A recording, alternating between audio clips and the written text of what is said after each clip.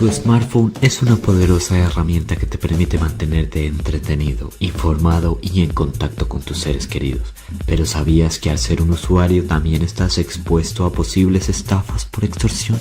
Según datos públicos del Ministerio del Interior, en el 2017 se reportaron más de 81.307 ciberdelitos en España, y más del 10% de estos delitos pertenecen a la categoría de amenazas y coacciones. No te preocupes, en este video te enseñaremos cómo prevenir, identificar y denunciar este tipo de ciberdelitos.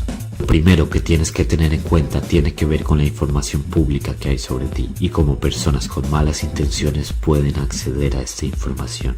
Aparte de las llamadas telefónicas, los ciberdelincuentes pueden intentar contactar contigo por medio de mensajes de texto, email o redes sociales como Facebook e Instagram. Es por esto que no debes dar información personal a personas que no sabes quiénes son. Regularmente verificar que quienes comunican contigo son quienes dicen ser. Pero, ¿cómo se ve una posible extorsión?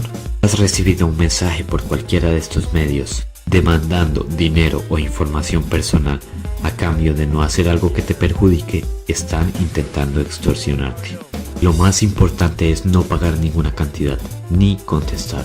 Por ejemplo, si alguien te ha enviado un email pidiéndote dinero para no revelar información personal sobre ti, es importante ignorar este correo.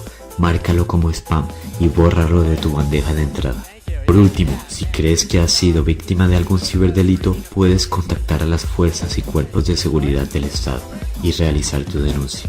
Si este es el caso, puedes obtener más información en la página de reporte de fraude de la Oficina de Seguridad del Internauta.